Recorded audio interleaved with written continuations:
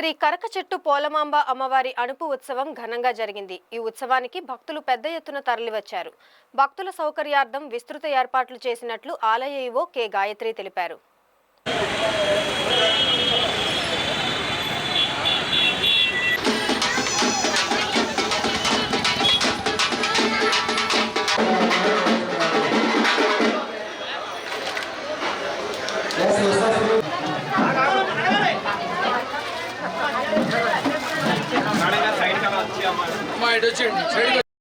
అమ్మవారి అణుపు ఉత్సవంలో పాల్గొనేందుకు పెద్ద సంఖ్యలో వచ్చిన భక్తులకు అవసరమైన అన్ని ఏర్పాట్లు చేశామని ఆలయ ఈవో గాయత్రి తెలిపారు. క్యూ లైన్లు ఏర్పాటు చేశామని, వివిధ స్వచ్ఛంద సంస్థల సహకారంతో భక్తులకు మంచినీరు, మజ్జిగ అందజేశామని చెప్పారు. అలాగే భక్తులకు ఉచితంగా ప్రసాదం అందజేసినట్టు తెలిపారు. అమ్మవారి మాల వేసుకున్న భక్తులకు నేరుగా అమ్మవారి గర్భగుడిలో దర్శనం చేసుకునేలా ఏర్పాటు చేశామన్నారు. అందరికీ నమస్కారం అండి. నా పేరు కె గాయత్రి. నేను శ్రీ కరకచెట్టు పోలమాంబ అమ్మవారి దేవస్థానంలో కార్యనిర్వహణాధికారిగా పనిచేస్తున్నాను. ఈరోజు 15/4/2025 తేదీన అణుపు మహోత్సవం జరుగుతుంది. ఈ సంవత్సరం అమ్మవారి జాతర మహోత్సవంలో భాగంగా అణుపు రోజున ఈ దేవాలయానికి లక్షలాదిగా భక్తులు తరలి వచ్చారు. ఆ భక్తులకు ఎటువంటి అసౌకర్యాలు కలగకుండా మన దేవాదాయ ధర్మాదాయ శాఖ తరపున క్యూ లైన్లు ఏర్పాటు చేయడం జరిగింది. మరియు వారికి ఉచితంగా మంచినీటి సరఫరా మరియు మజ్జిగ సరఫరా కూడా వివిధ సంస్థల వారితో మనం కోఆర్డినేట్ చేసుకుని వాళ్ళకి అందరికీ పంచడం కూడా జరిగింది. ఉచిత ప్రసాద పంపిణీ కూడా చేయడం జరిగింది. 500 లైను, 100 లైను, 50 రూపాయల లైను అని 4 రకాల ప్రత్యేక లైన్లు పెట్టడం ద్వారా వారికి ఎటువంటి అసౌకర్యం కలగకుండా త్వరితగతిన అమ్మవారి దర్శన భాగ్యం కలిగే విధంగా చేశాము.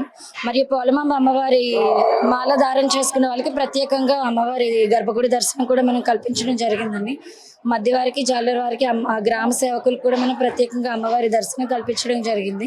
ఈ సంవత్సరం పండుగలో ప్రత్యేకంగా లెండి కాలేజ్ వాళ్ళ సహాయంతో మనం ఒక బస్సును కూడా ఏర్పాటు చేయడం జరిగింది, ఉచిత బస్సుని.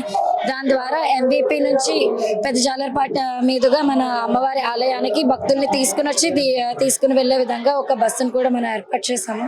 మరియు పోలీసు వారి సహకారంతో, మెడికల్ వాళ్ళ సహకారంతో, గ్రామ పెద్దలు మరియు ఉత్సవ కమిటీ వాళ్ళ సహకారంతో ఈ సంవత్సరం పండుగ అణుపు మహోత్సవం అయితే బాగా జరిగింది.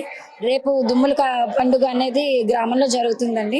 22వ తారీఖున మారువారం అనేది మళ్ళీ మనకి అత్యంత వైభవంగా ఈ ఆలయంలో జరుగుతుంది. ఆ రోజు కూడా సుమారుగా 30 నుంచి 40 వేల మంది భక్తులు వచ్చే అవకాశం ఉంది. ఆ తర్వాత వచ్చే శనివారం రోజున 26వ తేదీన మహాన్నదానం ఒక 5,000 మంది భక్తుల వరకు మనం చేయడం జరుగుతుంది. తర్వాత 3వ మంగళవారం, 4వ మంగళవారంతో మన ఈ కార్యక్రమం అనేది ముగుస్తుంది. ఆలయ ప్రధాన అర్చకుడు పెద్దింటి శ్రీనివాస చక్రవర్తి ఆచార్యులు మాట్లాడుతూ, అమ్మవారి ఆలయంలో ప్రతి సంవత్సరం ఉగాది తరువాత వచ్చే ఆదివారం రోజున వార్షిక ఉత్సవాలు మొదలవుతాయన్నారు. వార్షిక ఉత్సవాల్లో భాగంగా ప్రతిరోజు ప్రత్యేక పూజలు, సాంస్కృతిక కార్యక్రమాలు నిర్వహిస్తూ ఉంటామని తెలిపారు. ఉత్సవాల్లో భాగంగా సుమారు 10,000 మందికి మహా అన్నదానం నిర్వహిస్తామని వివరించారు. పోలమాంబ అనే పేరు ఎలాగొచ్చిందంటే, ఈమె యాక్చువల్గా గ్రామ దేవతలు పొలిమేరుని పరిపాలించేవాళ్ళు.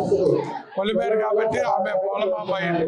అంటే ఎలాగంటే, పూర్వం జాలర్లు బర్మాదేశం వేటకని వెళ్ళి వాళ్ళు అప్పట్లో పోర్చుగీస్ వారు వ్యాపారాలు చేసే రోజుల్లో దేవతల మనుషులకి తిరుగుతుండేవారు.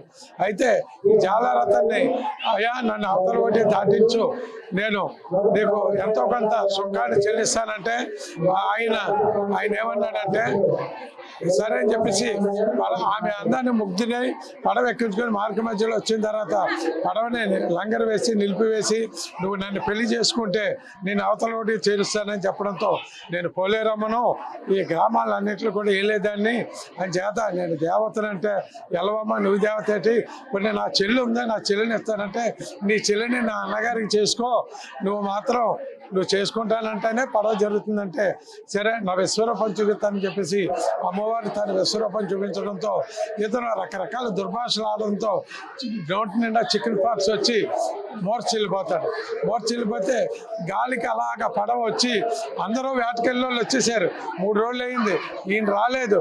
అందరూ నది ఒడ్డుని సముద్ర ఒడ్డుని ఎదురు చూస్తుంటే గాలికి అలాగా పడవ రాగాలంటే గబగబా వెళ్ళి అందులోని ఆడ మనిషి రావడం చూసి అమ్మవారు ఈవిడే ఏదో చేసి ఉంటుంది అని చెప్పేసి ఏం చేశామని రకరకాలు మాట్లాడితే ఇలా జరిగింది, నేను అమ్మవారిని చెప్పిన వెళ్ళలేదంటే ఎలవమ్మ నువ్వు అమ్మవారు ఏంటంటే సరే నా సత్యాన్ని చూపిస్తా నమ్ముతారు కదా అని పక్కన ఉన్న జీడిమాడి చెట్టుకాయ పండు తీసి అతని నోట్లో పిండగానే ఆ చికెన్ బాక్స్ మామి అయిపోయి కళ్ళు తెరిచి ఆమె పాదాల మీద పడి క్షమించమని చెప్పి చదవడం.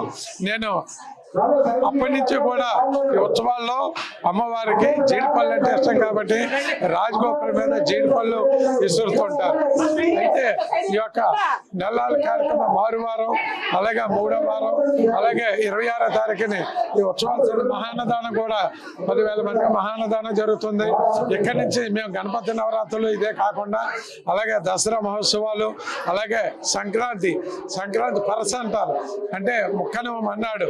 పరస అంటే ఏంటంటే రావణుడు వారంతటి వాడు కోలేరమ్మని రావణాసురుడి మీదకి యుద్ధానికి వెళ్ళే ముందు ఆమెను పూజించడం వల్ల అంతటి రాముడు పూజించాడు కాబట్టి ఆ రోజున ఏం చేస్తాడు, పదవంతేరు నుండి రాముని తీసుకొచ్చి బేడా చుట్టూ తిప్పి ఇక్కడ ఆయన సింహాసనం మీద కూర్చోబెడతారు.